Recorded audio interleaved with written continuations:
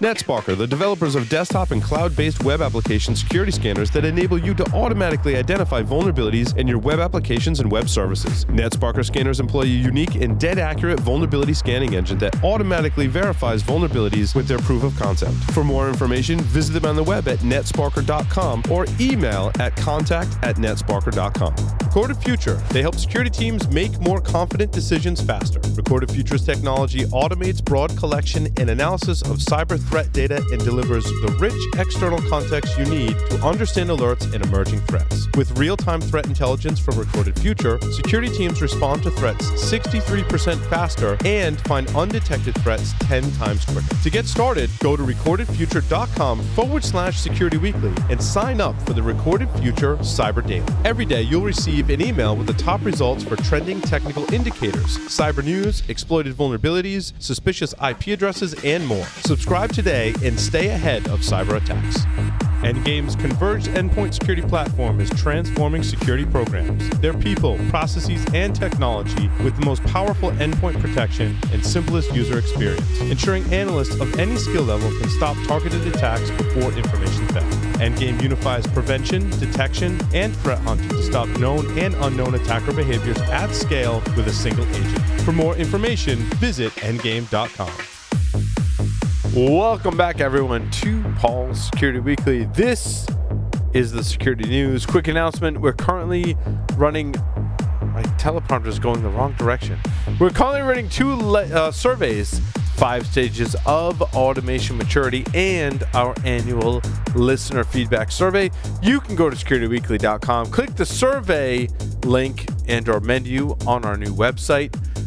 If you'd like to participate in our 5 stages of automation maturity, you can do so, and there'll be a webcast in November detailing our analysis of the results, as well as the 2019 listener survey. Of course, helps us create content that is within your interest and helps us target our sponsors so that the people listening can hear from sponsors that they might actually be inclined to buy. I think it's really, is that, yeah, and am I oversimplifying that? That's really the issue, right? I mean, we really want to know what topics our listeners want to hear, right?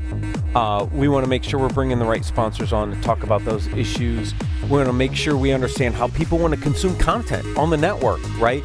A lot of the changes in the website came from last year's listener survey. Right. To make that better, and what else do we need to do at Security Weekly? I do listen to podcasts, right? And they've got a lot of podcasts you listen to, right, have a wide variety of sponsors, right? Could be mattresses, could be meal prep services. I've bought mattresses online because of those ads and meal prep services, right?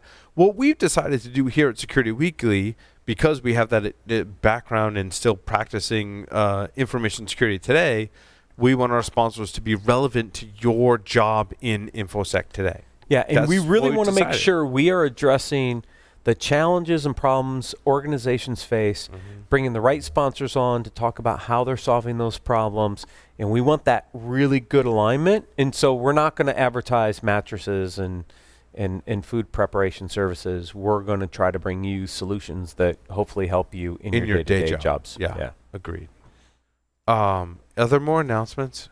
No, but there's a bunch of people in the background. So there's people lurking right now. So there are a lot of people lurking. It's like the entire team.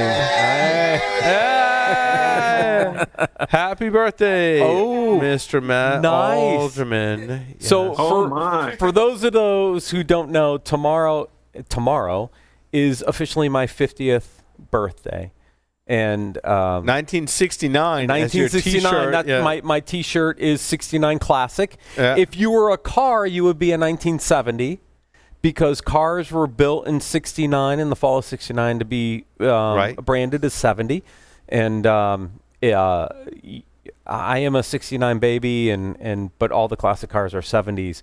So yeah, I turn a milestone tomorrow officially, and I wanted to spend it here with the team. Yeah, we should have got you 2 bottles, right? Of 25 year. Yeah, to make 50. 225s would make 50. Where's the other one? Where's the other one? We should have another 20. Toast to Matt here. Oh, thank you. We just put a ×2 on the. Thank you. But I could, when I think about the last year being here at Security Weekly, what a better way to celebrate a milestone than spending time here in studio with the team, doing stuff that we just love to do. And to me, this was a great honor to be able to come in here in studio and spend my 50th. We weren't sure whether we could or not.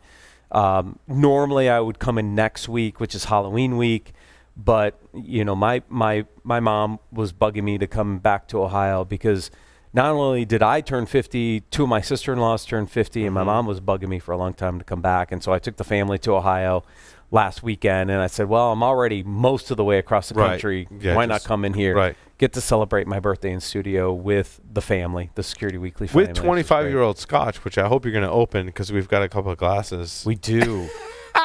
We do. We definitely do. I think we're going to get to that. We got to finish probably a couple of martinis. I tell you what, though, the reason I selected that, one, it comes in a nice box with a scroll that when you get home or whatever, we'll ship that to you if you can't take it home. I can probably check it. It just means I check bags tomorrow, which is normally what I don't do. We're going to get it to you. But the scroll, when you take it out, describes the scotch like it's almost a sexual experience. It describes everything that you're experiencing with the scotch in excruciating detail, the aroma, the flavor, the taste, all of that. It describes in a scroll that's tied up with a ribbon inside the wooden box. And I don't know, connoisseur might be the wrong term, but I drank a lot of scotch in the past 20 years or so or whatever. So have I. Maybe not even 20 years. Maybe not quite 10 years. Yeah, probably more 10 years for me too. Scotch is like an old man kind of thing or older person kind of thing. There are women, of course, that enjoy scotch as well. But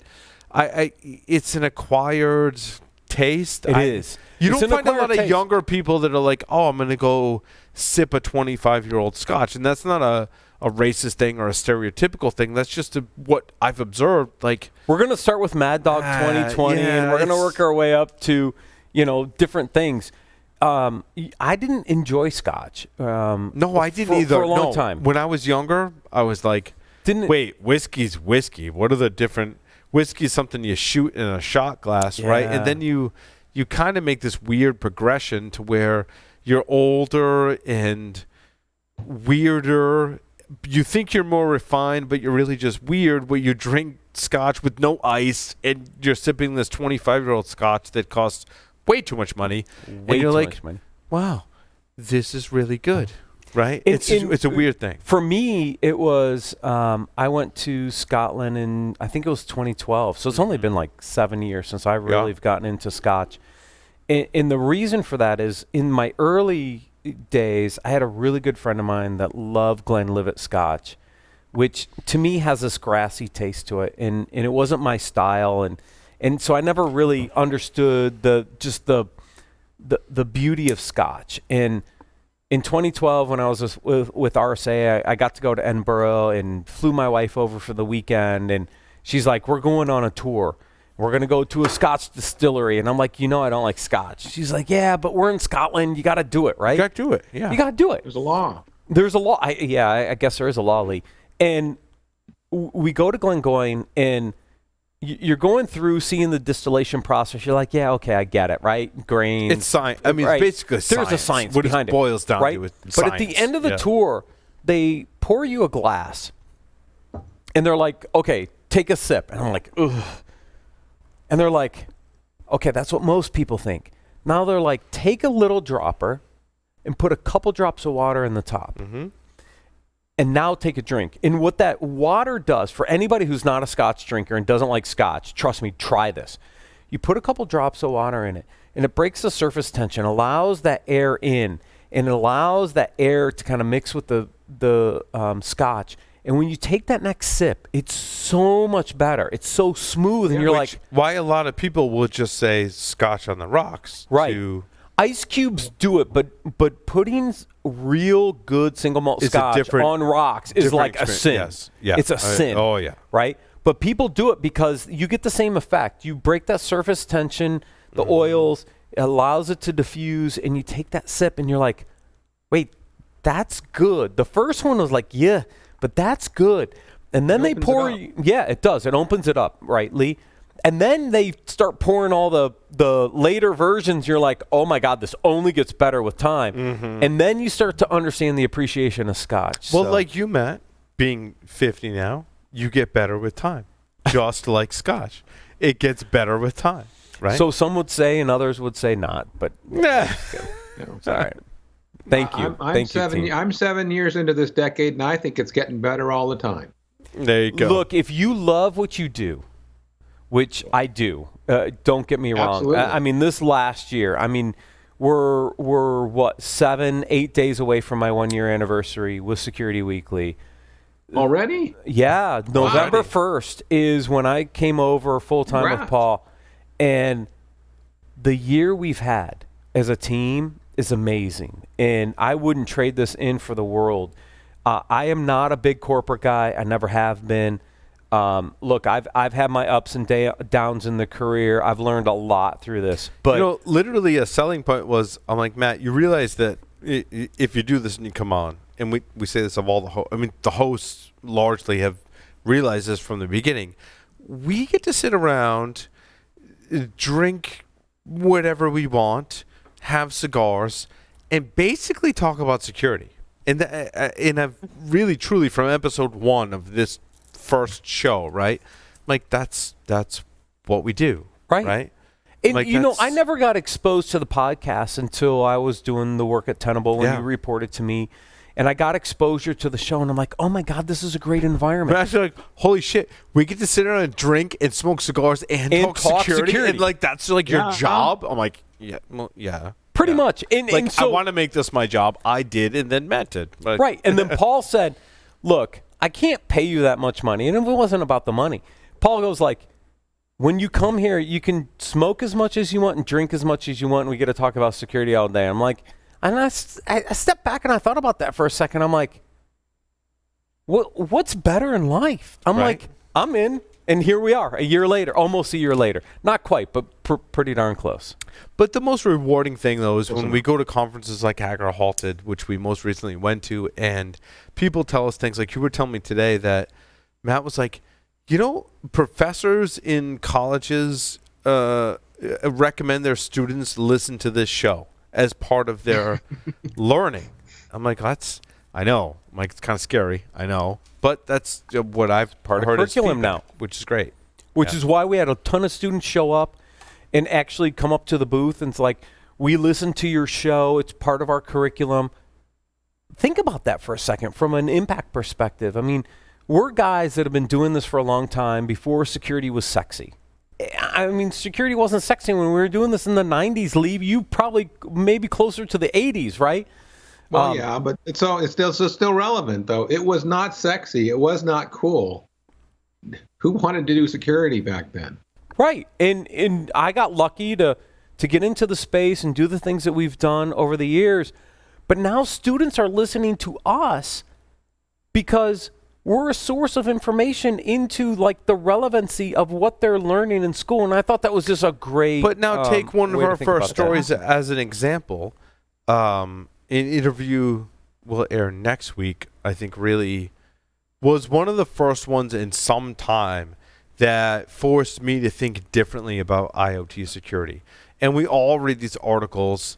Mm-hmm. This one happens to come from Tech Republic. And I'm not saying it's wrong in any way. But, the 5 best practices for IoT security. I'm like, okay. I mean, don't put in default username passwords. They're like, take note of every endpoint added, which means do asset management right, align operational technology, IT, and security. Okay. I mean, it's a very fluffy article. And I think that when we put ourselves in the room with people that are smarter than us, right? And there's a lot of them, by the way. Afforded the luxury that people would bring on. I'm like, thank God I'm not the smartest person in the room. And IoT security is an area that obviously I've focused on and looked at. And I hear very few folks that offer creative and innovative solutions for that, right? And the folks from Qualys, like Sumedh and Philippe, were talking about, well, obviously passive checking on the network is one way, but also interfacing with the APIs. And they presented the concept of vulnerability management and understanding what's on the device as a function of there's a client that interfaces with our API and or uses their API to send us data, right? Right. Cloud provider to cloud provider and or some type of SDK. They presented their agent as an SDK to say, and I've noticed this as well, when I create an IoT device, it has an API associated with it. Why can't you just send that data to somewhere? Operationally, that's one thing, make the device work. Number two, provide some visibility into potential vulnerabilities and or security exposures that exist on that device. That was an opportunity to say, well, like, let's take, I don't know, Ring, I like to use an example because I like their security model. They push out fixes. If Ring was collecting information about all their devices, sending that to another cloud that could analyze it for vulnerabilities, then taking action based on that on behalf of their customers, that's a scenario that I had not considered before in terms of IoT security. I'm like, that was really cool. Now, obviously, it still requires the security, or not the security, but the vendor, like Ring, who's not a security vendor, to care enough about security to make those improvements and relationships to benefit their customers. Lee? Well, I was going to say, I think it was Ring a year or more ago, it came out that they were like doing searches for compromised passwords that were being used on Ring accounts and alerting the users to go change their passwords because it was a compromised password. I mean, it's a little creepy, but it's really pretty cool and proactive. Yeah, I use Ring as an example because I think that they have very much built a security culture, and even though they've had vulnerabilities, they have fixed them very quickly. Yeah, addressed them, been transparent about all of them, and provided the facilities to update all of their devices. But I think the interesting thing we got out of that interview, which will air next week, is that when people think about IoT, they're like, well, how do I get that data?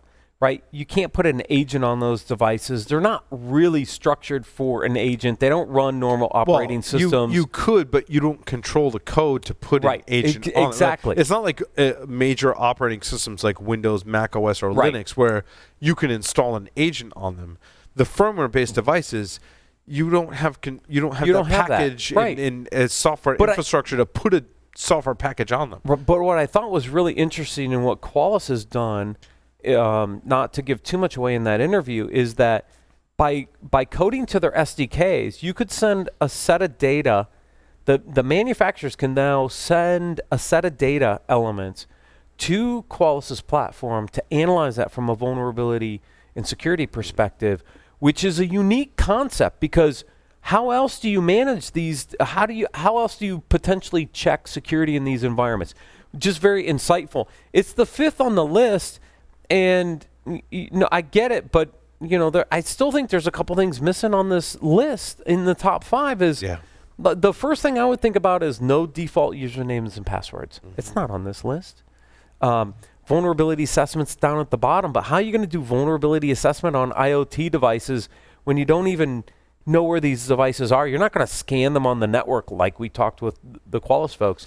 You're not going to have access to this. But if I can build an SDK that gives certain data elements back and really analyze that data for a vulnerability, that's a game changer in this particular space. What was interesting to me was that it really put security more, the way they presented it was putting security more in the hands of the researchers, in that, let's say we know that an IoT device of this version has a backdoor because we took it upon ourselves to rip apart that firmware and find the vulnerability.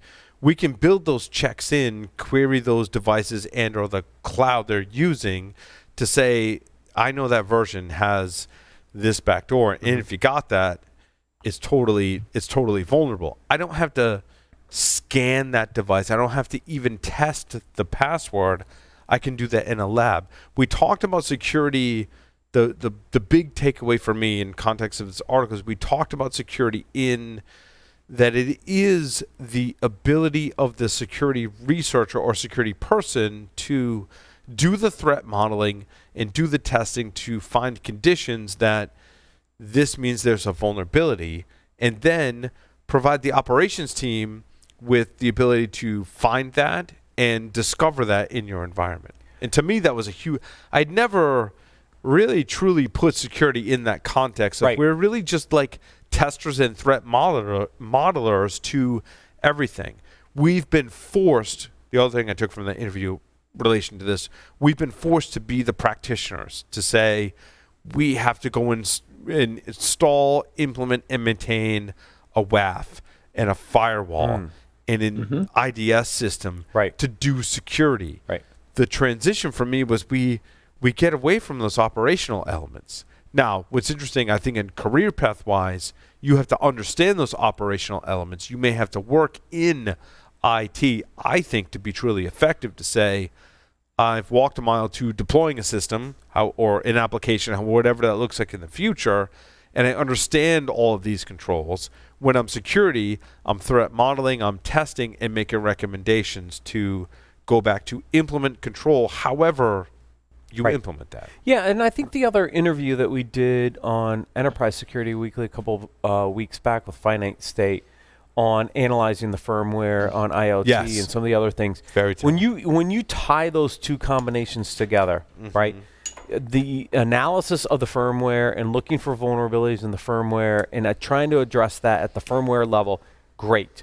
That is a component. But then when you can also do this stuff when these firmwares are running in production and the ability to collect that data, analyze it, contextualize it, and identify things at runtime is another component. And when you bring those two capabilities together, you get a really nice a way to address IoT security in a way we haven't thought about it today in general, which is there's a firmware level, but then there's also some data levels at runtime, and you correlate that stuff and you drive an effective security model around IoT. Right. I think that's the only way that IoT is actually going to improve, right? Because IoT is a low cost, low production, and security is a low return on investment for most of these IoT companies. So embedded firmware, chips, things that are using all these are like low cost. And in order to integrate security, they really do have to put that back into the researcher's hand and provide access and tools. And if they give more visibility around, say, like layer 7, or they're doing some of the next gen stuff where they're looking at the application layer and the data layers together and doing anomaly detection, while doing and providing firmware SDKs for access to things that we would otherwise not have access to, they're basically getting free security testing, and the return on investment for something they weren't going to do anyway is huge, I think. Yeah, I think that's true, Tyler, right? I mean, these are low-cost chips. These are low battery, low power, low whatever, right? We're not going to solve this in the traditional way we've ever attempted to do security in general. And so if we can offload some of that through SDKs and some of these other practices, it actually makes the IoT environment potentially a lot more secure without a lot of overhead for the manufacturers as well. So it'll be interesting to see how this plays out. To play the devil's advocate on that side, though, with these SDKs and we call it layer 7 analysis pieces, and where that data is able to go, like through the API, now we have, as consumers, thinking of it from my consumer side, we have security and privacy concerns that, how well are these companies securing those APIs? Where's that data going? What, like for the Ring thing, how are they looking at the passwords for that? Like, are those going across clear text, or are they decrypting them? That means there's a static key. Like, these are security concerns for me, knowing how a lot of these companies are secured on their corporate side. That's a big deal. Tyler, as we, and I think about it over the past couple of years, and really today, heavily thinking about how security becomes, how do I secure the application, and how do I secure how that application talks to something else in a bidirectional manner? That's through an API. How do I authenticate that, right? And what I'm observing, let's take that into outside of the enterprise into my home for a moment. All these IoT devices running in my home, the devices themselves, sometimes the cloud, have available APIs where I can gather information. Now, over the past couple of years, I think they've learned that there needs to be some level of authentication. But what data do I authenticate and what do I don't? If I'm not authenticating the request, the information I'm giving up, what implications does that have? We've all seen where mobile devices, the security is atrocious. We've seen news articles this week where we talked about putting malicious Android and even iOS apps into the store. Apple actually just banned a dozen or so apps in their store. The app running on your phone is a huge attack vector to interfacing with everything that's on your home network. What information can I gather and then use in subsequent attacks that's not being authenticated? And what implications does that have? Take that a step further now and look at something like executive targeting that we do for very large organizations, or even just from a threat profile. Organizations often have remote workers. They have people coming into corporate environments. They have laptops that are remote, that are at home. Being able and just having these cloud services with inside the network, we can identify that you're running a QNAP just based on layer 3 traffic that's traversing the internet and having sources to view that kind of traffic. Well, we now know you have a QNAP. There's a nice threat profile that we can maybe gain access to your internal network that may be connected through VPN to your corporate network. So not only from a consumer side and knowing what all these cloud services are leaking outside as far as who you are and what you do, from a corporate side, from executives and all this remote workforce and free work from home stuff, that's a huge target and threat vector. I think that we're just starting to scratch the surface on. I think a lot of the threat actors have been using this for a long time. As you know, right, and many of us, that security is too complicated, right? All of these different small little avenues are basically part of the complexity that when I have a phone and I have a home, let's just put it in that context. What do I allow my phone to do? What do I allow the IoT devices in my home to do? And what is all that communications and how exposed is it? The complexity, I struggle. I've been in technology since I was like 7 years old, right? I struggle with that. I'm like, do I allow my browser to be an app that's authorized to download unsigned applications? And then when I get into my home, how do I provide authentication and authorization for what happens on the maybe half a dozen to almost a dozen different systems that I could implement within my home? That gets infinitely complex very, very fast. And you're a technologist. I'm a security professional. How do I? How does a layperson figure this stuff out? How do we make it easy for the layperson to go, I want to be secure, right? How do we make it that easy to be like, I want to be secure? Today, I think you lose way too much usability and functionality if you want to be way on the left of secure, right? Yeah. I mean, I get home, I can open up my Wi-Fi connections and look at all the SSIDs being broadcast without protections. I don't even broadcast my SSID, right? That's what I mean. From a layperson perspective, they don't know the difference. And when you think about IoT in that mix, it makes it even more complex for them to figure out how to secure these environments. Oh, but then you get into the more of the smart home stuff with Zigbee, and then you have Z-Wave, and then you have Bluetooth, and all these other protocols that even if you were looking on the network, which is largely going to be abstracted from security, right? Then you have all these other protocols that play on top of it. Yeah.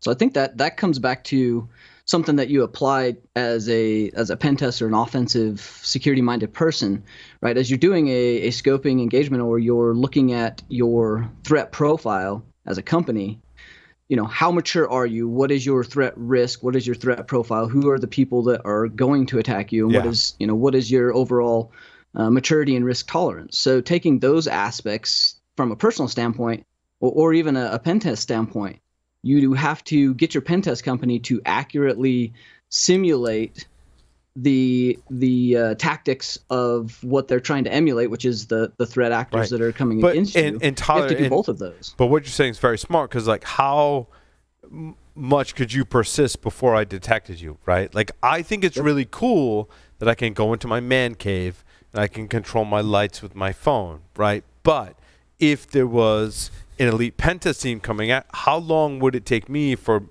recognize that someone was mucking with my stuff, right? It's all about recognizing that dwell time. Yep. I think regular users might have a really tough time. They would, right? We have a little bit of a better time, but it's a cat and mouse game. How long do you have to dwell before you can do real damage versus when someone or something detects you?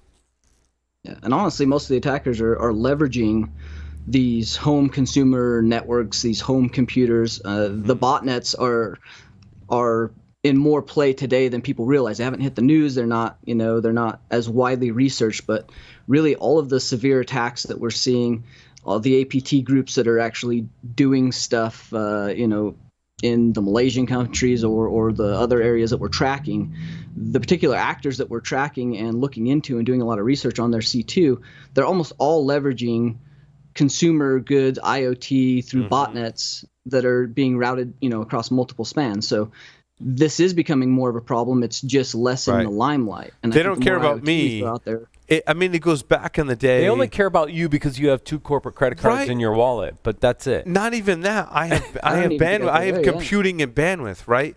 It goes back to the late 90s where if you stood up a Linux box on the internet, someone would compromise it. Someone would take control of your FTP server and start serving wares. Or whatever, internet, right? Or porn or whatever. I mean, today it's really just the same thing. Like, they're not after they don't want to control the lights in my workshop. They want to harness my bandwidth and my computing power to attack other things. Tyler, is that what you were kind of getting at? Yeah, absolutely. And I think that's the real problem with this IoT stuff is it's not so much that there's security, inherent risk, and everybody's vulnerable, because all these consumer goods and IoT are being used already.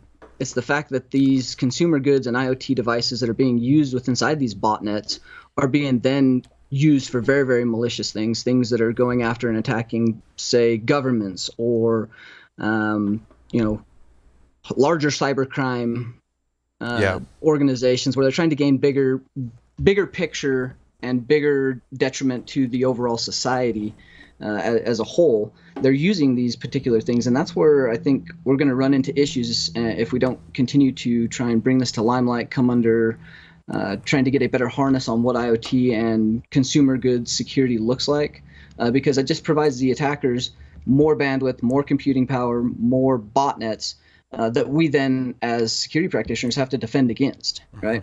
Yeah.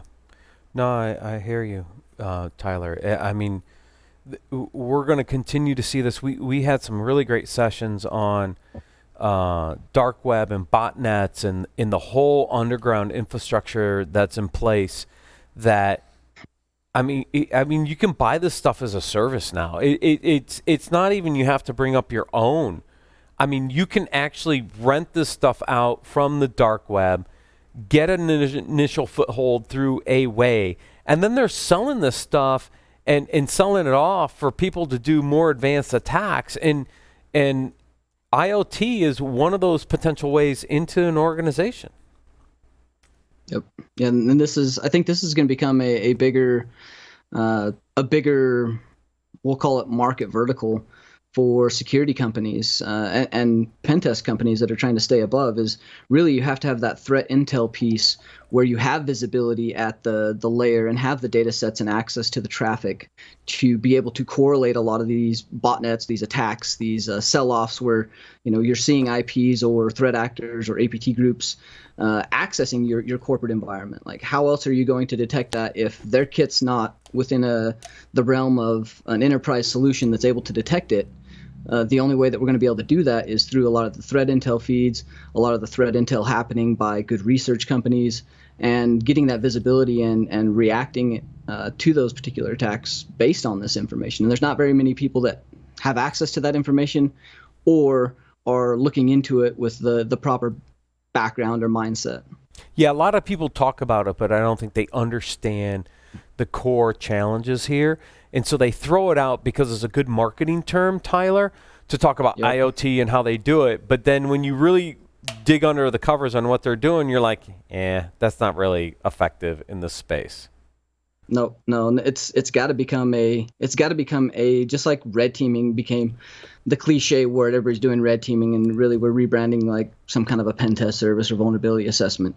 I think threat intel is kind of the next phase of that, and getting companies to really understand what that is, getting marketing to clear the air and really have people differentiate themselves. Where good, there are good companies out there providing good feeds and services around these particular core things that are going to become more of an issue. So I think, again, this is another vertical that is probably the next horizon of really good defense in depth, along with obviously testing and keeping an eye on the stuff that we've already learned the last 10 years. Can we talk about good hacking in that the Vatican has launched a smart rosary and responded to a brute force attack? Did you see this? Against this rosary? Again, well, I mean, those of us that were brought up Catholic, like myself, right? And I'm a practicing Catholic. Yeah. Praying the rosary was part of your growing up as Catholic kind of thing. Apparently, there's like an app and device that lets you pray the rosary digitally, but one of the requests weren't validated when you reset your PIN. So a brute force flaw in the app's authentication mechanism lets you log into Google and Facebook. Sure, no problem there. But the alternative caused the issue with the 4-digit PIN. So when the user resets their account using Click to Pray, that's Click to Pray, not $110 a device. Yep. It uses an API to make the request to the server, which sends the PIN to the user's email. The server also returns the PIN in its response to the API request, meaning that someone with access to your API could get your PIN. Could access it. Right. Yep. Yeah. So that's the issue. We need to go sit down. We need to go to Italy. Someone's already done that. Oh, crap. I'm like, we could fly to Rome, go to the Vatican, and sit down with the Pope. Alderson,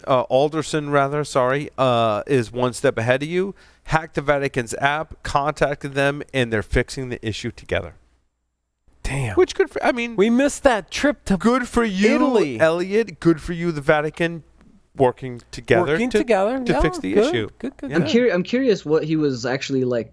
What drove him to look at this particular app? Was he like swiping left, swiping right on his beads as he was praying? Like, he wanted to hack the praying, and then I don't know, maybe prevent others from hacking. Hail Mary, full of grace, right? Lord is with thee. Exactly. Oh, next. Hopefully your API is secure. Thank you. Yes, exactly. We pray your API is secure. That is a really devout Catholic using the app.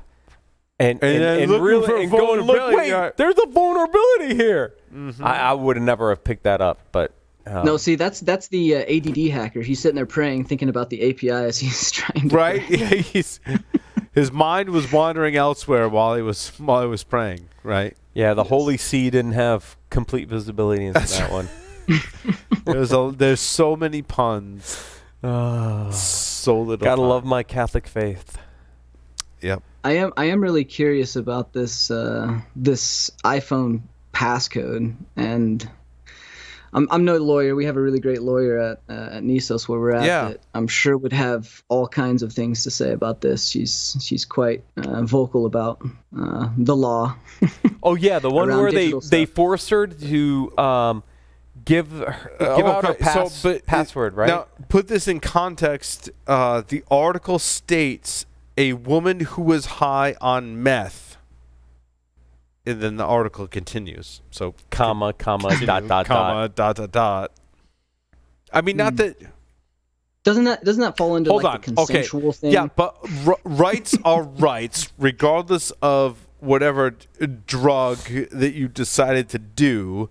Rights are rights. So let's separate those issues. I think, of course, rights play into violating the law depending on what you're doing while you're under the influence of any kind of substance, which will end this segment with kind of my public service announcement for intoxication, right? Like, shouldn't operate machinery. Because we'll be highly intoxicated by the end of this episode. Right, but, operating machinery and doing other things while you're under the influence, like, not cool, right? But in any case, a violation of the Fifth Amendment rights against self-incrimination also protects whether you're high on meth or not. Again, we need to bring in legal counsel on this But issue. you got to understand where this came from, right? This isn't Oregon. Florida? No, it's Oregon. Oh, okay. No, it's not Florida, because Florida probably wouldn't have you done seen this. the memes about anyway? No, I haven't. So I guess I'm going to look for them in the general channel in a second. Yes. But again, when you think about the West Coast for a second, they are Oregon. Oregon and California, Washington State. Thanks for the geography lesson, Matt. What you're going to see is you're going to see the courts be a little more. Arizona? Would you include Arizona? No, or Arizona would not be included Not in be that included? block. No. New Mexico? Wait, which is New furthest Mexico, west? maybe. New Mexico's furthest west, right? Right. It's no. No, Other way. further east. Come on. It's Washington, Oregon, California, Arizona, New Mexico, Okay. Colorado. Gotcha. Colorado, yeah. Nevada, in between. But I said, Idaho up I in said the corner. Arizona first, right? Yeah, but Arizona's not going to. Arizona probably would not have done this, actually. Interesting. From a court position. From a court and political position. From a court and political position, right? But when you're in Washington, Oregon, California corridor, you're going to see the courts do some interesting things from a privacy perspective. And quite frankly, regardless of where you fall on the political spectrum, you have to look at that as look at the decisions being made, whether they like common sense or not. Right. And a lot of the rights that we feel as security professionals we should have. Right. We should have. They're largely being interpreted by courts in very different ways. It's very interesting. It is. And there's a lot of stuff where you're like, really? Like, there's other things where they can impose taxes or I don't know. I saw all kinds of, but I mean, all kinds of crazy stuff that happens in state laws, but still. There is a Fifth Amendment right not to self-incriminate, but yet the court says, no, that doesn't apply in this particular case. You have to give them the passcode. Now, if you were to take this up to the Supreme Court, it could be interesting to whether that would hold or not hold. Right? Again, but you're going to get very different state interpretations across this, which I thought was interesting. And I largely leave those really well-educated opinions to those who are actually attorneys. In the legal profession. Because, again, we understand security and all the implications and intricate details that go into that. Attorneys understand the law and all those other factors that play into that. And you've got local law, state law, and federal law that all comes into this, right? And the Fifth Amendment is the right to not incriminate. Correct, basically. and that's more at the federal level. But then you have states making decisions about this, which is interesting.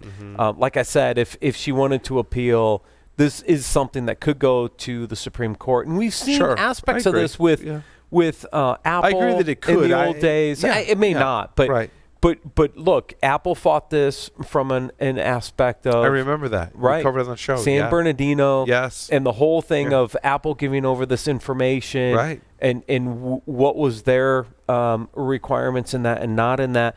Those are court cases that get escalated all the way through. In federal law will dictate aspects of this. In this particular case, it is here in a state court. It's Oregon. It could be in the Ninth Circuit. I don't know where the different requirements sit here.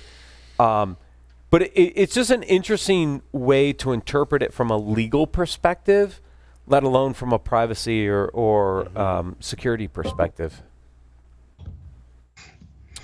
Yeah. Well, and one of the questions that article asked is, could they do like San Bernardino and have Celebrite just crack the phone? Could, potentially. Again, if was she running an iPhone, so I guess it's possible.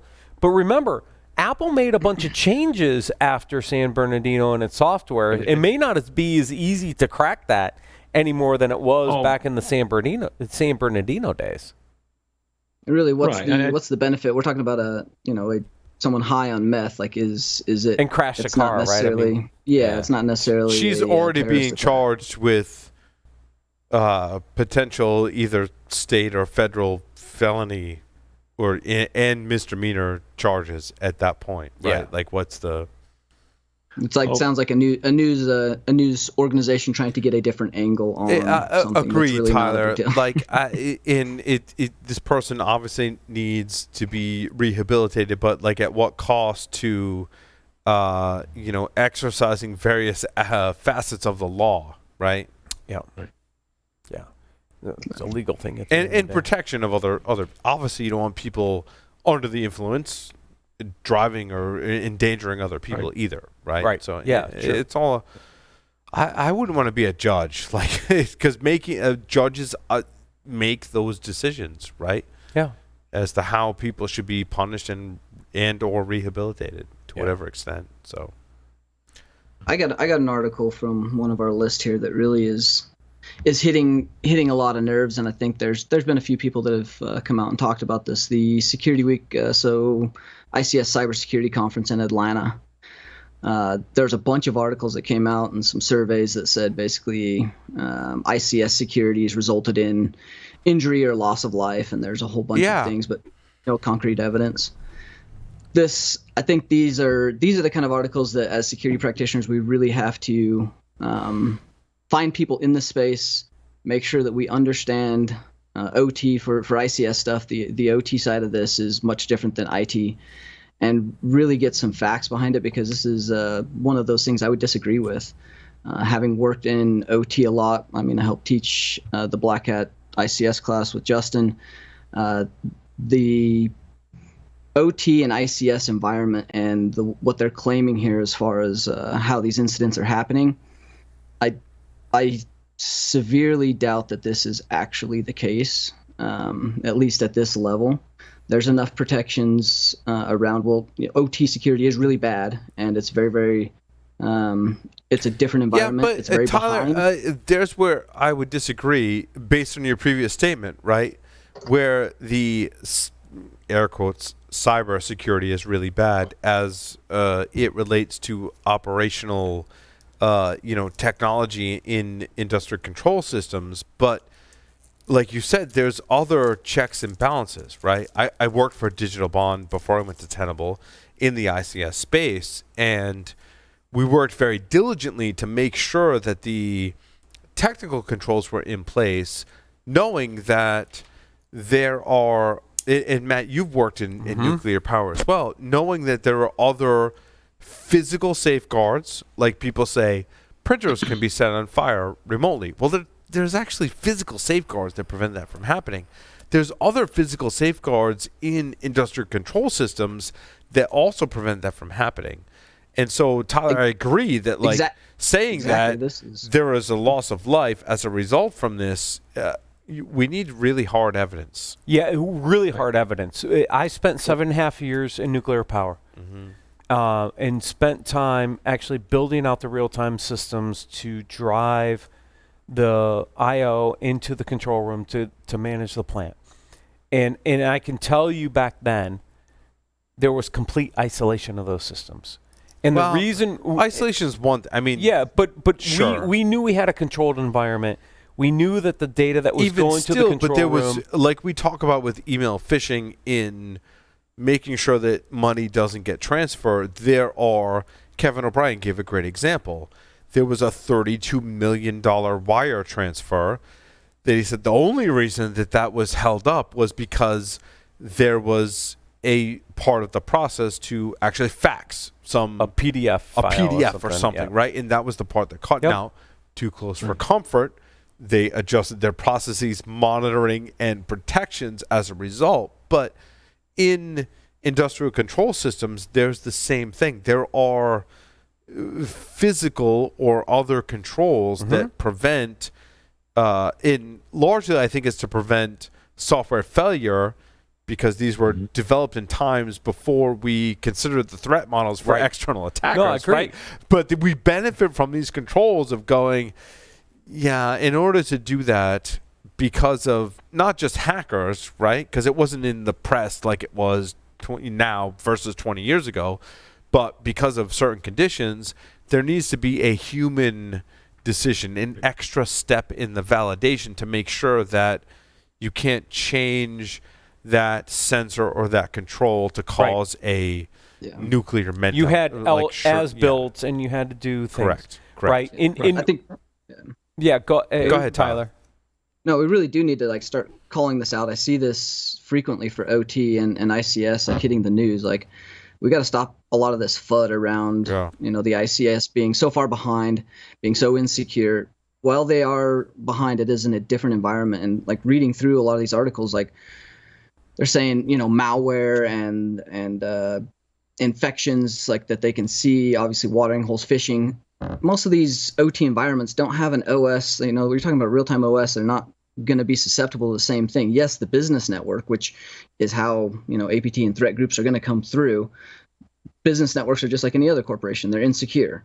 Just because it's an OT company doesn't mean if their business network's compromised. That's usually a one-way traffic where they're getting information about the OT stuff. There's safeguards in place. So this loss of life and scaring people around ICS being so bad and Russia's going to shut down the whole power grid and we're all going to go into blackness from the next big malware or ransomware thing. Like I don't think that's the case, and we really have to kind of differentiate and call that out. Having been in the space from in my early career, I agree with you, Tyler, in that look, I saw one of the biggest brownouts in the entire East Coast, all due to human error. In a plant in East Lake, Ohio, which is where I grew up on the east side of Cleveland and spent a good portion of my career. That created a whole brownout. That wasn't malicious and activity. Yeah, but to play the devil's advocate, don't forget that was pre-Stuxnet. It was pre-Stuxnet. But a lot of these as much as we talked about Stuxnet as being very sensational, and we all talked about it. But it was a very targeted attack, too. Exactly, sure. But coming out of that, we all kind of realized that, wow, that was like a lesson we all need to take some notes on, right? But it was very sensational. But don't lose sight of the fact that that was very much a digital software-based malware that definitely had an effect on real-world systems and industrial control systems. It did. In like I said, I remember Ron Gula when we were at Tenable went to a nuclear power plant and he was trying to figure out what were the potential threats into that power plant. And he got there and he was he walked out of there like, because those systems are so isolated, the way they control them, that it was actually hard to get into some of those systems. Now, I'm not saying that you can't. Stuxnet's a good example. We saw NotPetya and others that have had some impacts, but there are safeguards in place to protect some of that infrastructure from causing loss of life, which is, to your point, Tyler, the thing that talks about this article. Look, I took a lot of radiation dose walking into the D-ring and standing on top of the reactor vessel to look at this from a primary controls perspective. I'm not dead yet, right? Wait, did you not wear a sensor? I had sensors all the time. Oh, my God. Yes. And I have my reports of how much radiation I took. But my wife works in medical imaging, and specifically has worked in radiology. And so how do they make sure you don't turn into like an alien at some point, right? You have the sensors on. You have a sensor that collects radiation. Every time you walked into the plant, you put on a badge that had a sensor, and it would measure how much radioactivity you had. Total science, right? Right. We know math, how much radiation we can have. Anyway. Right. Yeah. And so... To me, we would have the same thing for security, right? There are safeguards in place to protect those plants where they're going to shut down before a loss of life happens. Mm-hmm. I'm just telling you because I've been there, right? I didn't only work nuclear power 7.5 years. I worked at the Alliance refinery under an SAIC contract when I left the plant and built the disaster recovery plan for the Alliance refinery down in New Orleans. I mean, there are safeguards in place. There is a lot of procedure and protocol in place to protect those environments. But I think a lot of good lessons to be learned that apply to security today, potentially. Well, but there's also on the other side, you remember Fukushima. Fukushima failed, but it was a huge series of cascading failure events. It wasn't a hacker. It took a lot. Lee, was that due to natural disaster in Japan? Is that the? It was a combination of natural disaster, right? Coupled with a couple of human errors on the other side. Yeah. But nearly impossible to replicate. Yeah, and I mean Chernobyl was almost the same way, Lee. I mean, if you go back and look at Chernobyl and the accident that happened there, I mean, there are safeguards in place where literally you just fill the reactor head with concrete and you seal the environment up. If it got that bad, that's what's going to happen. I'm just telling you, those safeguards are in place. So the ability to have massive loss of life in some of those places there are protection mechanisms in place, because they would just literally pump concrete in the reactor head and put all that reactive material into concrete. And you know what happens with concrete? Everything slows down, right? And that's the physics of radiation, et cetera. And so, Tyler, to your point is, it's a little inflated when you talk about the loss of life in these environments, because there are a lot of other safety mechanisms in place that really protect the environment, those environments, from a loss of life. Because safety is the top priority in ICS. It always has been. It always will be. In cybersecurity attacks, I don't think have potentially the impact that this article points out. No, yeah, I mean that's really the point, right? Is we just have to be better as the general public sees these articles and they catch wind on, mass media and productions like that. We really have to be careful and educate people around, well, ICS is, inherently a little bit different and is going to have security issues.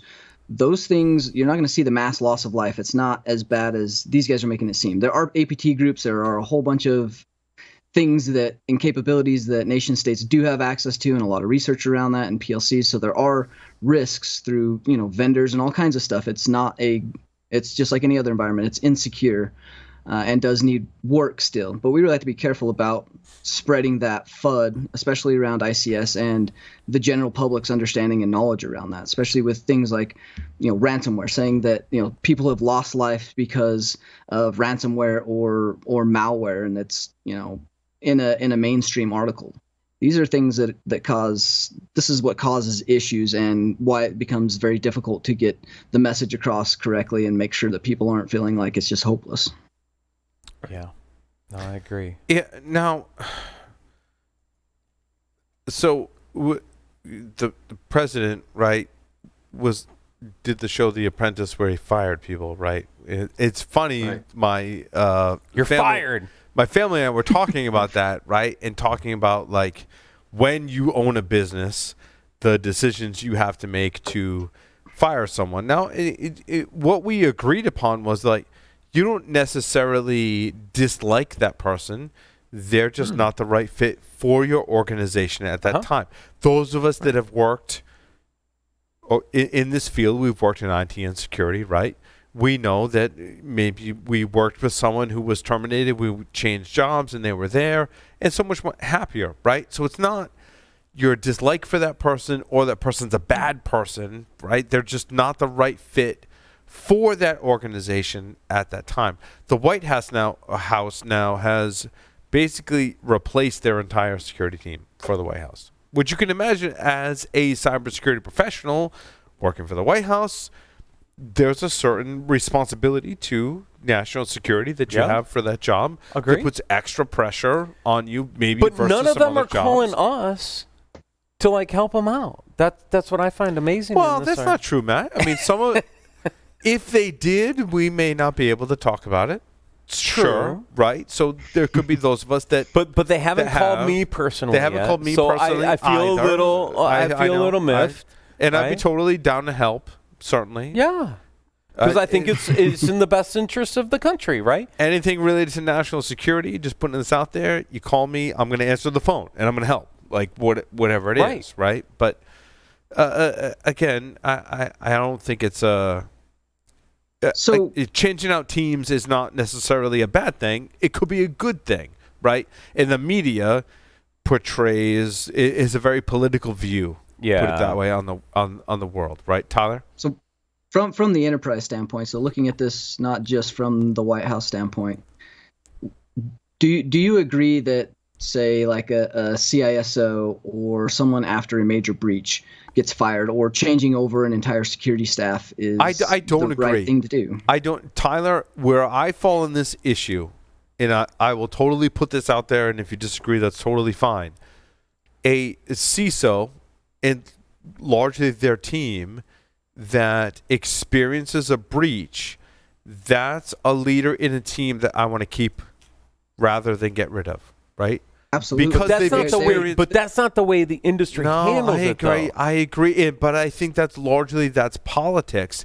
If it's my company, however small or large, we suffer a breach, to me, that's a team that I keep, because they're just going to go on and take those lessons learned and bring them to some other organization. I'm going to keep that leader and that team, knowing what they've known from that failure, because basically that's the best team in the world to lead my security, right? Yeah. No one is more motivated than someone who has just failed to protect my security in this example. True. Yep. And look, we see this all the time with breaches and stuff. We see this changeover of staff, and that's why CISOs on average have an 24-month run rate in an organization. They put the burden on the CISO. It's not always the CISO's problem. No, I agree. Right? If the CISO's not getting buy-in from the rest of the executive team, they're not getting the resources, they're not getting the budget. Yep. How do you blame it on the CISO? It's an easy scapegoat discussion, but at the end of the day, if the organization doesn't set the right priorities, not giving the resources and the budget to help the CISO, how is it the CISO's fault that they got breached? Largely, though, Matt, we as outsiders don't have enough information to judge whoever's decision it was to keep that CISO or that team, or to fire that CISO or that team, to be honest with you. So we're assuming that the CISO was qualified. True. I mean, back in the early 2000s when I was interviewing for a job, we had a lot of applicants coming in. This and was the post one of the big .com downsizes, and we had people coming in with 3-letter acronyms on their resume, who I don't think knew what the acronym stood for. So I'm hoping we're not. I mean, that sounds like a weird thing, but I've still worked with people that they change jobs every 2 years because they get to the point where they've been discovered they don't know. But if you can get past those to the CISO that really knows their stuff, and the company isn't aligned, if you get a CISO and they can come aligned, you win, you keep them. Right. If they can't get the company to come on, the CISO will probably walk. Right. Well, because how is that CISO going to be successful if he's not getting the budget and the resources he needs to go solve the problem? Right. Exactly. And that means that executives have to give him the ability to succeed. And if they don't, then you're going to see the CISO change. But if they do, then you can see those CISOs actually learn from that mistake, make improvements to the organization, and move forward. But sometimes a CISO is sitting as a scapegoat for that when it's really the executive team and the board that really didn't put the emphasis on it in the first place. But you said it, Matt. Sometimes it's just a scapegoat. It is. You didn't say just that, but I'm inferring that from sometimes it can be just a scapegoat. Look, if I'm a CEO, which I am for a second, and we had a major data breach, who am I going to point to? I'm going to point to you and me, and we're going to figure out, okay, how do we do this better? Because we're not going to fire each other. Right. But in a large corporation where you're going to need that CISOs come in, you're going to look for a scapegoat. Yeah. And that's unfortunate in our environment, because some of these guys really know what they need to do, and gals, but they don't have the resources to do it. And how do you make them successful to actually do a better job? Right. What the CEO level and the board levels need to do is understand, look, I have to enable my security teams to be effective, and if I'm not giving them the resources to do that and I get breached, it's not his fault or her fault. It's your fault and the board's fault for not addressing this. What? Right.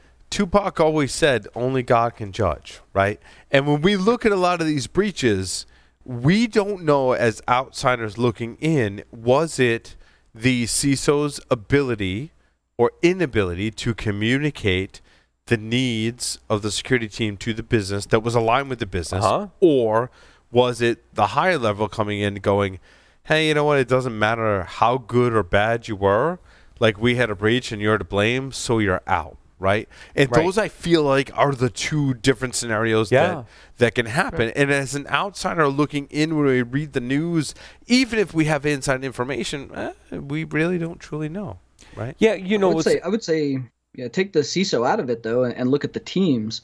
There's not going to be a better team that's battle hardened or has been through a real world situation. Agreed, that's experience that you cannot buy or replicate, even with engagements, right? You know, Tyler, it's funny. I was telling the team earlier, one of my favorite quotes, and I love Winston Churchill. A lot of famous quotes, right? Like you go, those that are truly successful go from failure to failure without loss of enthusiasm.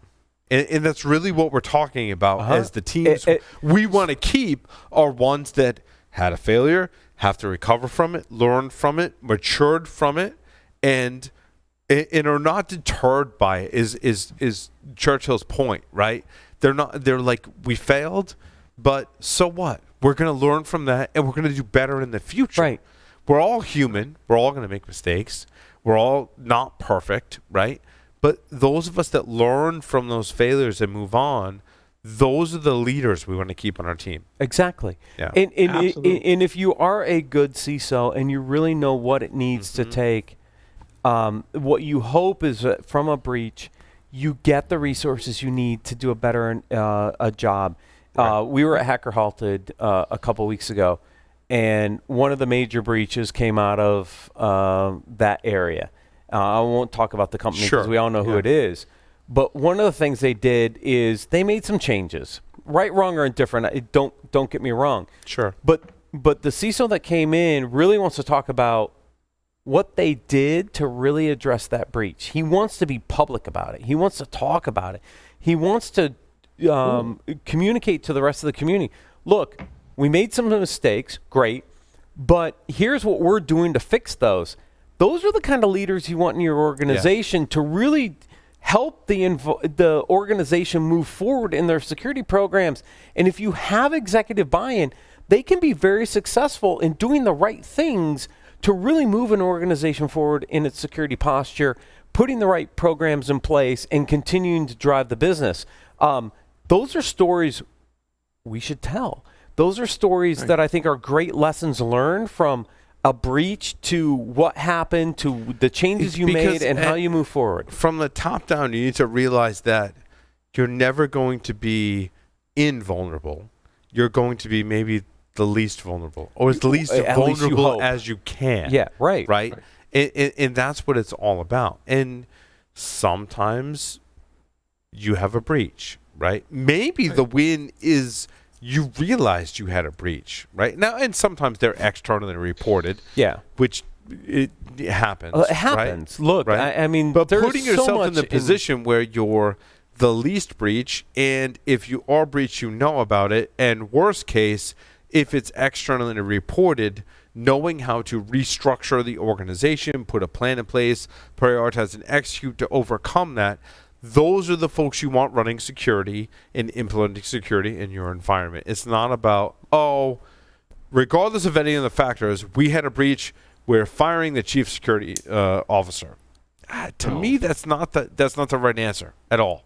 No. I think if everybody would change over to that model of extreme ownership, all the way from the offensive side, and I've spoken about this before, like really as an offensive team, not even being internal, like I take personal responsibility for the clients that we do work for, and I don't ever want to see one of them breached. And if they do, then that's a failure of me to properly help them and get them to the point where I feel, they're accurately and efficiently able to protect against, what we see as the threats. So even from that standpoint, extreme ownership from the top down all the way down to help desk, if you have that ownership of, I'm not going to give this password because I own this area and I'm responsible for it.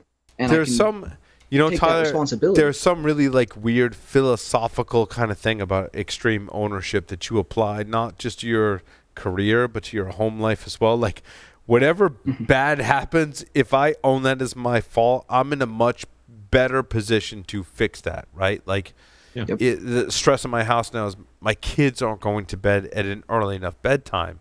I can blame my kids, or my wife and I can blame ourselves and be like, you know what, we have to fix this because we're the leaders in our family, right? Same thing in the organization. If we know we're at great risk here, and maybe we've gotten breached, let's say, that the onus falls on us as leaders of the organization to go, yep, I own that problem. I haven't done my job well enough to enable the people that work for my organization to fix the problem. It's a very powerful thing that I think that book certainly, I think, does the best job of underscoring. Yeah, there's own it as a team and then own it as an individual as well. Like it becomes important. You're the only person that can control you and the situation. If you own that allows you the power to affect the things that you can affect. Yep. Lee? Well, you're also short-circuiting the blame game. You're not playing the I'm blaming this guy in the corner. You're just owning it and moving forward. Let's skip the blame. I mean, we can go do root cause analysis, but this isn't about finding fault. This is about picking ourselves up and just freaking go. Yeah, and Lee, you really captured what it means to look at an incident and do response. If you can, in your environment, build a culture that removes the blame game, you put yourself so much farther ahead than any other organization. It's amazing. Like when you sit, like when I was working in the university environment, let's not play the blame game. We're all smart people. We all have contributions. Let's take all our contributions and think about what the solution is. Let's do the analysis. Let's come up with a solution and implement it. If we just table the blame game and ignore it entirely, right? You move forward so much faster than any other organization. And we have seen breaches where the CISO keeps his job and now has the resources he or she needs to actually make the changes in the environment. Those are the companies that I love. And one of the reasons I come back to Ring, right? They had a vulnerability. They pushed the patch. They were transparent about it. They have a corrective action. They have a solution to it. They experienced a security failure, and they kept moving on. They're like, we're not going to play the blame game. We're like, we're going to fix it, and we're going to move on. And now we're going to give the greatest organization we've talked about on these shows, right, are organizations that are like, we had an issue. You can tell they didn't play the blame game. We want to fix the issue and move forward. It's like, you know what? You're with the rest of us. No organization is perfect. We all have our various exposures, and we're going to work towards making it better for everyone. But if you give the CISO the resources they need. That's true. You're right. Then you can actually change how the security posture of an organization exists. And look, if you're a major organization, you fire a CISO, right? Think about the onboarding process of bringing a new CISO in just to get them up to speed to be even relevant to your former CISO. Why would you do that? Because now you're just putting yourself that much further back. But you know what, Matt? You have a valid point. I think that every CISO and or former CISO we've interviewed on Business Security Weekly, formerly Startup Security Weekly, right, has come on and said, when I start at an organization, I take the first 3 to 6 months to understand the business, understand how people work. I don't know who the most recent CISO was that we Merlin interviewed. Namath. Merlin was like, I take people out to lunch. I'm like, dude, I've been the employee working in the IT security organization. The CISO was like, I'm gonna take you out to lunch, right? And just learn, get to know and you, understand. learn your challenges, learn your successes, learn about you, and learn how we can work together. But that takes time. And to Matt's point, when you have to fire and rehire, you're just setting yourself back 3 to 6 months every iteration. And so the CISO now only has a 12 to 18 month window to be successful because it takes 6 months to ramp on a new CISO. That's not the right answer to this problem either. I agree. No. To bring this full circle, that's one of the major concerns that they're stating in this article, and I think it applies to just about any big changeover, is you're losing a good portion of the institutional knowledge, and you're adding adding into the fact right now that you're doing IT security where there may be IT security failures with inside of politics, where that's blame game is kind of the name of the game, right? That becomes just a recipe for disaster, no matter how you look at it. You know, it becomes Tyler, very difficult to do. You bring up a great point in institutional knowledge and how critical that is to security, right? It is. It's one of the reasons why huge. We're like, we need to push forward our software, right? Well, I got some software development background. I'll just go do it because I have that institutional knowledge. I'm not as talented on the developer side because I've been doing security and other things in my career, but that institutional knowledge lets you push that forward, right?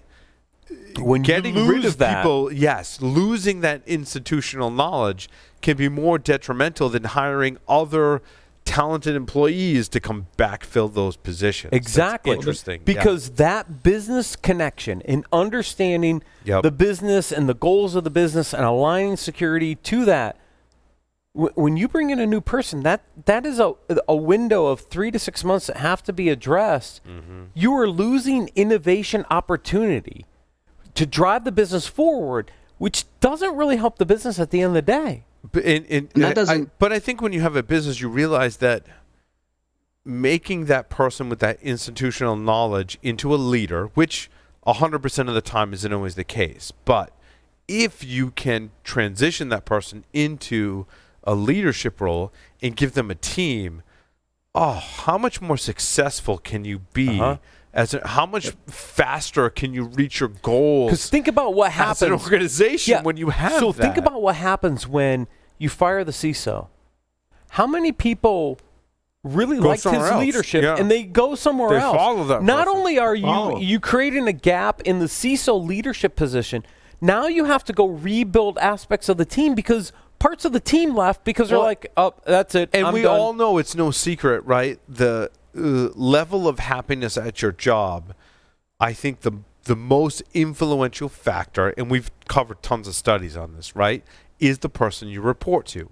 So when that leader moves to another organization, largely many of us have seen it on this show and people listening, right? I've done it in my own career. I've done it in my own career too, right? You follow that leader to their new position.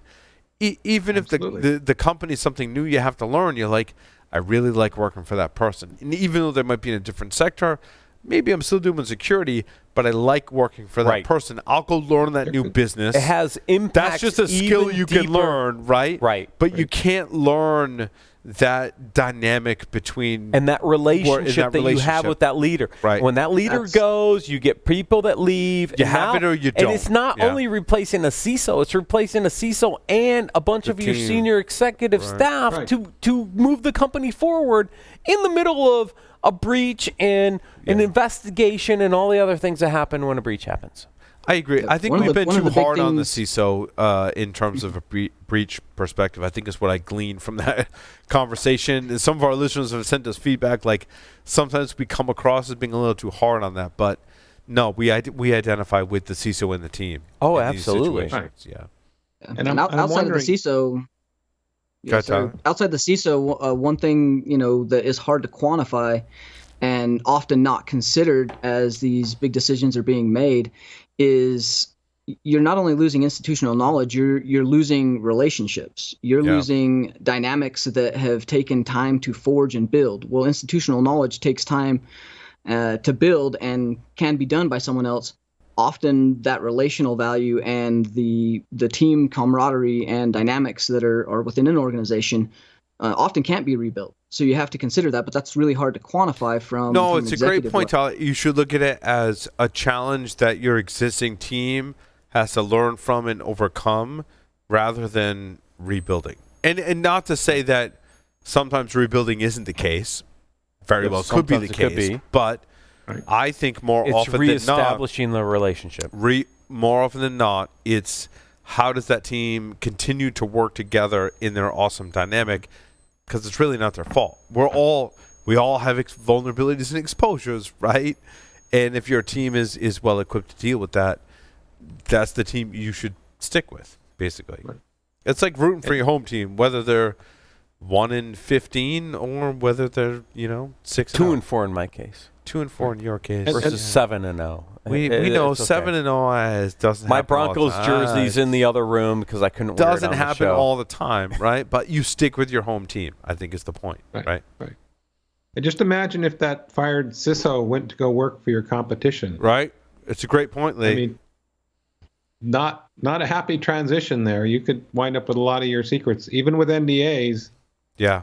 You could wind up them making positions and doing things that are going to help your competition kick your ass. No, and I agree. Having worked in security vendors and worked with multiple people that have transitioned between competing vendors, right? You're not largely, thankfully, as a kind of positive note on the human race, right? Not everyone is evil, right? We know we transition to between competitors and we bring our expertise, but not the secrets, right? And there's a moral and values that stay there.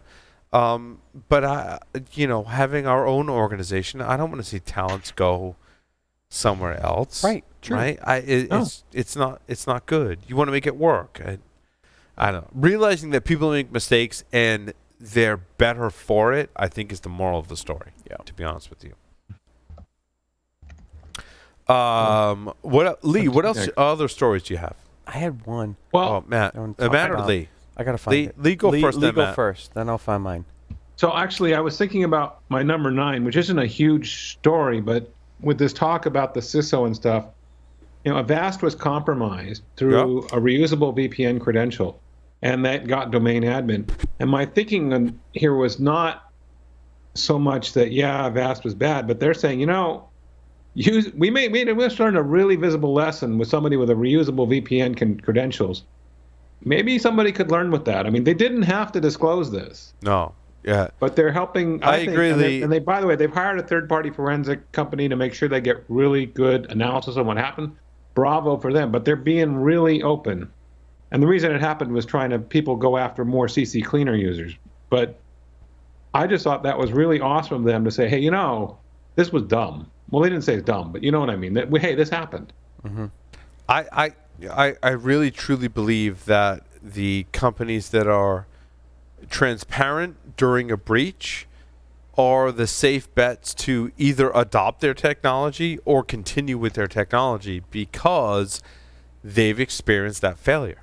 And their organization as a whole, in my opinion, doing this 14 or 15 years, right? They're more secure than everyone else, right? Because they've had that, they've earned their stripes, right? They've had their battle wounds from that and can move on. Very similar to what we just talked about, right? Yes. Yeah, I think you'll see a lot of. There's always going to be these articles that are going to pick on whatever major vendor, and obviously in security, AV is going to be a target. Firewalls will always be a target. EDR is going to be a target. Like all of these are going to have chinks in the armor. There's always going to be research around bypassing them. Yes, some are doing better than others, but at the end of the day, these are just companies at various stages of security maturity and product development and life cycles. So really, as again, coming back to the good highlights of what's in our media as security, really making sure that we're paying attention to the things that really matter, people doing a good job and trying to highlight the positive things out of this, because everybody's got skeletons in their closet. Everybody's going to have vulnerabilities. And but if you take some time and research them, you know it's going to be a bad day for everybody. Have you found that because security vendors largely are staffed with security people, that they make up for that in the people aspect more so than the product or infrastructure aspect, right? Because we're a security vendor, we just have more people that can look at the problem and understand security events and respond to them more quickly rather than other companies? I think that's a lot of it. I also think a lot of that is the marketing behind it, right? Like all of these things are supposedly doing very important key aspects of things that we rely on daily to protect us. For those protections, yes, they're going to get a lot more scrutiny. They're going to get a lot more limelight. And rightfully so, right? If we're relying on a lot of these things, it's not our prayer app where we're swiping left or right on a bead, right? It's protecting us from the next ransomware attack that's going to crypto lock all of our cat pictures. Yeah, I think the scrutiny is deserved. No, not cats. I got plenty of those. I got a couple in my messenger from my wife, who's watching on live, going, "Shut up." Not your wife with cats that she shot, like big cats, right? 'Cause she's pretty good with the gun. So we're talking about like felines. Yeah, felines. Feline. Yes. You got to distinguish this. So there's two Idaho people on the phone here. Yeah, absolutely. It's cat season. Well, we get mountain lions in Colorado too. I mean. Oh, that's right. Yeah. Mountain Depends lions. on how high up you are. What's that? Mountain lions, huh? Mountain lions. Bobcats are they're eating rabbits and stuff. It's the mountain lions that are dangerous because they're stalking, looking for humans. They're big. Bobcats, not that big a deal. What's the one that screeches with claws? It's not a bobcat. It's not a mountain lion. I don't know. This is trivia. Fisher cat, thank you. We have fisher cats. The bobcats, look, they're going after the little prey. The mountain lions are going after the big prey. Blah, blah, that would blah. be humans. If you haven't come face to face with a fisher cat, don't talk to me. Oh, okay. And regulations that prevent you. How about a mama bear and two cubs? That's a dangerous situation. I agree that's a dangerous situation. However, fisher cats, regardless of cubs or whatever, are just vicious when you come across them. And very prominent in New England and in a highly populated area where you can't discharge a firearm. How do you deal with that threat? It's an interesting security kind of analogy, right? Like how do you... No. Archery. Air rifle with silencer. Crossbows. I've threat modeled this lead, right? Like, do you use a crossbow? Do you use a BB gun? No, you use crossbow. Like, silent and deadly. Flamethrower. I've also considered. Like, I've seriously you legit thing. It's on fire running. It's blow running darts. Across the air. No. Johnny says blow darts. Right, Mark, blow darts. Ransomware cat pictures to screeching felines and flamethrowers. Archery is silent. That's why crossbow is my weapon of choice. If I were a serial killer, very silent, very hard to track. Illegal. No gun smoke in New England. Largely illegal to hunt with in New England. In the flyover states where you live in, there's a lot of land. There's a lot of land. And a lot more animals to hunt, right? Yeah. Elk, crossbows, and deer, totally and all cool. kinds of stuff. Yeah. It takes a good shot, though. I'm telling you, I've had friends that go out and do archery hunting of deer and elk. And no, I agree. You got to drop those things because if you don't, they run for miles. They run miles downhill, and then you got to haul that carcass uphill. Yeah. I'm just telling you that's a lot of work. The skill involved in taking an animal down with archery with a regular bow is compound. Typically, is amazing. We've got a mutual friend who does that. Who is that, Lee? Mr. Poor. I was gonna say Mikey's a compound bow hunter. Mike is like the most.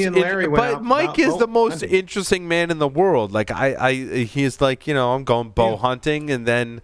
I'm going to the bar. I'm going to pound like 16 whiskeys, and I'm going to go home and make a knife and, kill a bear in my backyard. Like, that's Mike. When my kids were shooting archery in 4-H, my daughter's like, Dad, you should take me hunting. And I'm like, honey, do you know what hunting means? It means we go out like before the crack of dawn. No, it's like 4 a.m. in the morning.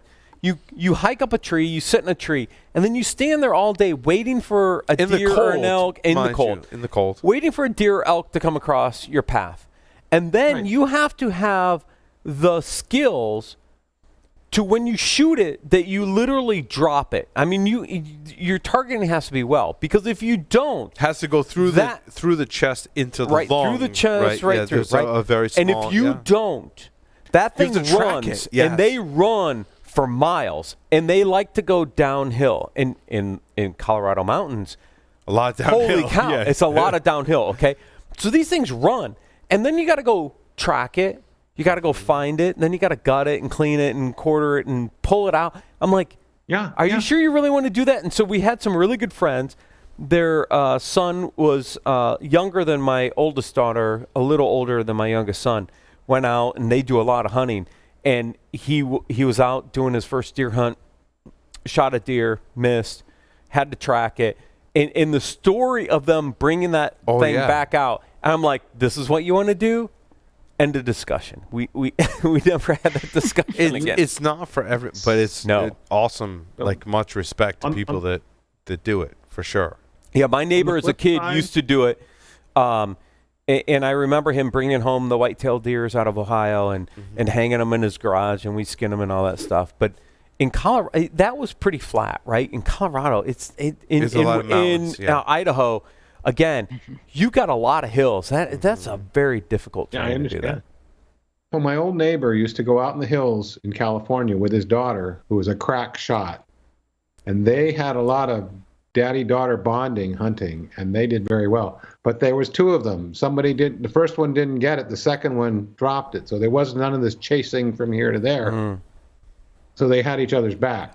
But you're right. If you don't get it, you got to go. You don't want to let it run off and die. You've got to go get it. That means daddy has to have as good a shot as the kids. And I was never that. I mean, I can shoot pretty accurately, but still, when you're in the pressure of standing in a tree stand and trying to shoot a moving animal, I'm telling you, it's not easy. But it's interesting. It goes I never back said to it was easy. But it goes back to all of our conversations about working under pressure, right? Having the knowledge and skills to know what to do, the whole thing. Yeah. And also very telling about those that can see a vulnerability, identify an exploit, write an exploit, and follow it through the entire way. Keeping a lot of their parallels cool. there. Yeah, keeping their cool. And keeping their cool, to go back to our conversation with Tom, for sure. Yeah.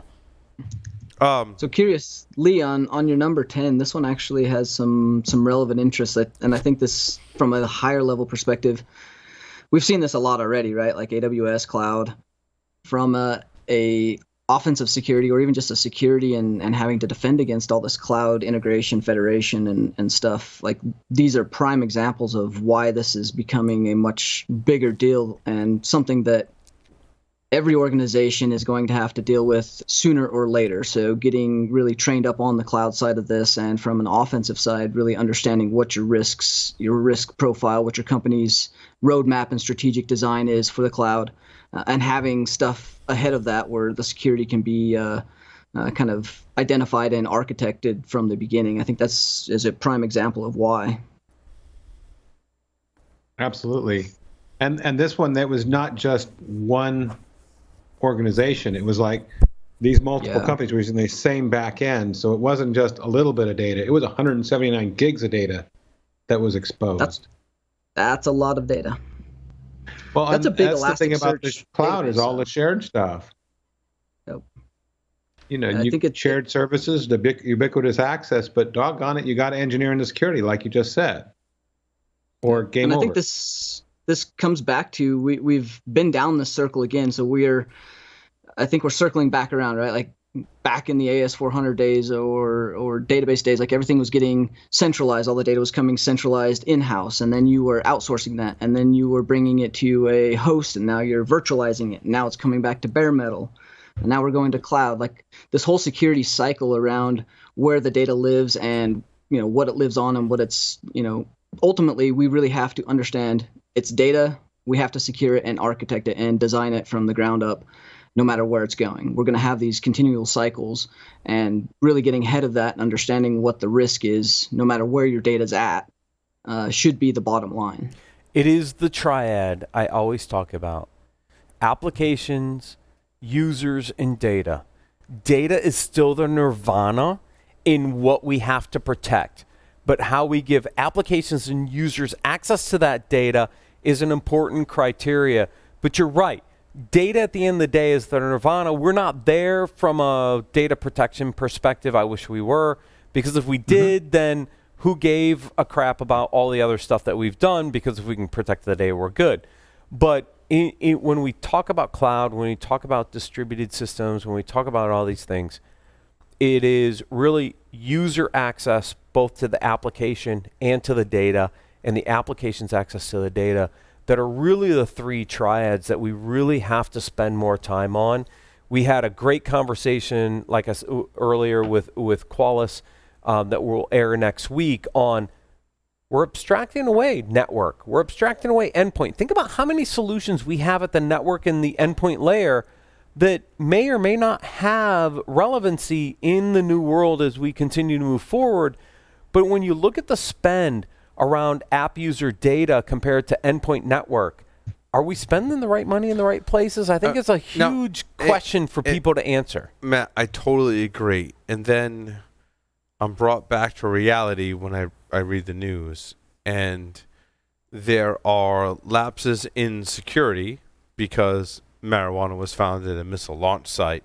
But more importantly... That's physical security. Oh, sorry. More importantly, with respect to physical security, it says in this article, other lapses include theft of a launch code device as missile crew members were sleeping on the job and failed inspections, which tells me, like, drugs found independent, right? But basically, that's the tip of the iceberg. People fell asleep on the job. Like, not even literally, people fell asleep on the job, which led to missile launch codes, which comes on the heels of the story about I think it's the Navy, coming out and saying basically we're ditching 8-inch floppies for Air Force, right? Ditching 8-inch floppies in favor of more modern technologies. I didn't even know 8-inch floppies existed. I'm used to 5 1/4 and 3.5. I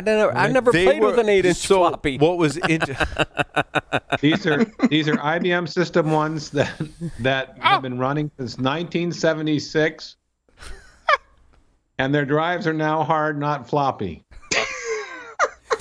I'm glad the drives are hard and not floppy because I've never played with an 8-inch floppy. How long do you have to play with an 8-inch floppy? But never mind. Before it becomes hard. The killer on those systems is in order to fix them, they had to they couldn't go buy boards anymore. They're buying ICs and resistors and soldering new parts onto the boards to keep them running. Oh, back to my fields engineering days back in college. And this comes on the heels of another article that was making the news rounds this week that says THC breathalyzers are becoming a thing, right? But it underscores the point, first of all, in security community, those getting into the community, right? Intoxication is intoxication, whether it's alcohol, THC, whatever. You're under the influence of some substance, right? And there's also substance abuse. Just to put the PSA out there, right? Operating a motor vehicle under the influence of some substance is bad. I think, kind of hacker thing is, well, they don't have a way to test. Right. You've lived in Colorado, look, I lived in Colorado. This is an issue. We were the first state to. No, California was. No, we were the first. You were the to legalize marijuana. California was medical before you. Yeah, but recreationally we recreational, right? And then California was recreational legal after us. Oh, after us. So you were the pioneers in this. Yeah, it was. Space. And one of the challenges that we had in the state was, how do you measure for this? How do you measure whether somebody's under the influence or not on the influence with THC, right? Again, I don't have a problem with it, but again, if you're if there's risk to bring into a security thing, right, involved, you shouldn't be operating a motor vehicle. Like, do it, and you're in the home. I mean, cool, here's how crazy it is. Same thing with alcohol. Like, yeah, cool. Here's how crazy it is in Colorado. Lauren and I are driving home. We went up to see Renee up in Fort Collins, and that's a good 2-hour trek north for us. We had breakfast with her. We're driving home, and we're driving by this car, and I kid you not, they're smoking a bong in the car. Like smoke billowing out of the car. We are driving down I-25 south home, and I pass a car that is literally the car next to me. They're smoking a bong in the car. How do you test for that? How do you address that? That is an issue that no one's been able to solve easily. And this is one of those legalize it, right? Have had an issue with how do you test for it? How do you test for it? Because it's in your bloodstream for a while. How do you know whether you did it now versus you did it 10 days ago, right? This has been a challenge in all the states that have. But we had to know as being in technology that technology would catch up. Eventually, yeah, it would have to pick up, right? And but the PSA is like, don't do that. Like, that's just stupid.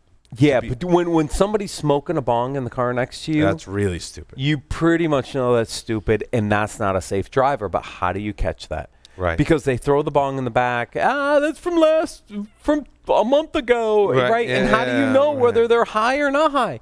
That is a challenge for law enforcement all around the country that has legalized this stuff. It is interesting. And even field sobriety tests aside, right? If you've seen, what was this show on Discovery Channel that tested it? There was a show. What was that show called with Adam Savage and stuff? Anyway, I don't keep up on modern TV. But several TV shows have said, look, if you're drunk or you're high, let's have you run the driver test sober, right? Walk the line and do all that. No, not even walk. You're driving a vehicle, right, in a controlled environment, right? And whether it's alcohol or marijuana, we're having you doing it sober, right? Going between the cones, making corners, the whole thing. Okay, now you're going to have one beer. Now you're going to take one hit of your bong in your example, right? Now how do you fare, right? And progressively going towards that. And if you watch the episodes, and again, it's like pseudoscience, right? The alcohol, I think, more quickly gets you to the point of knocking over cones, right? But with marijuana, it also very, down that path, allows you to not be as safe when you're driving, right? And so, but how do you test for that? It's the same thing in our industry. How do you test for how secure you are, right? It's kind of an arbitrary thing, like how secure am I? How safe am I to drive? It comes down to how accurately can you test for that? It ties into compliance. It ties into security. How accurately can I test for what's my acceptable risk level?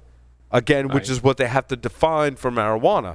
For alcohol, states have adopted various laws. The blood alcohol level, when you're safe to drive versus not safe to drive, has largely been left up to the states, right? Mm-hmm. It's going to be the same thing for marijuana. Yep. How safe of a level and how accurately can we test for that level are all factors that play into that. In Jeff Mann's absence, I would say PCI for marijuana. Yeah, Tyler, I think you're on. That is twice this week we've had to inflect Jeff. Right? It's a great point, though. I mean, that's really what we're talking about, right? Yeah. What is the safe and acceptable level of compliance? And there are certain states on the cusp of this because they've been dealing with it for a while. In Colorado, we've been dealing with this for a while. Mm-hmm. Now all the other states, Massachusetts, California, and others that have passed it, now all have to figure out how do you test for legal intoxication at the time a driver is driving with THC in the system. Right. And that has not ever been an easy measurement. And hopefully what we see is good technology here to do that. Field sobriety, which I don't know if it transfers into security, right? But field sobriety test, does that not help in determining if the person, Tyler? Isn't that field sobriety test, isn't that penetration testing at its finest? It's a great point. No, it's a great point, Tyler. No, it is. Yep, absolutely. I'd probably pass the test to a certain level with alcohol. I have no idea what I would do on the other stuff. So we should do an episode where we test that. That'd be awesome. Yeah, you. How well can we secure an environment when we're under the influence? I take a drink, you take a hit, and we go. Right, and it's like side by side. Oh, that could be fun. That could be a lot of fun. Yeah. All right. And on that note, everyone's telling us to wrap up. I guess we gotta. Do we have to wrap up? Oh, is that what's in the general? You know what? We're done. The team says, hey, cut it. Thank you, everyone, for listening and watching to this edition of Paul Security Weekly. We'll see you next time. Over and out.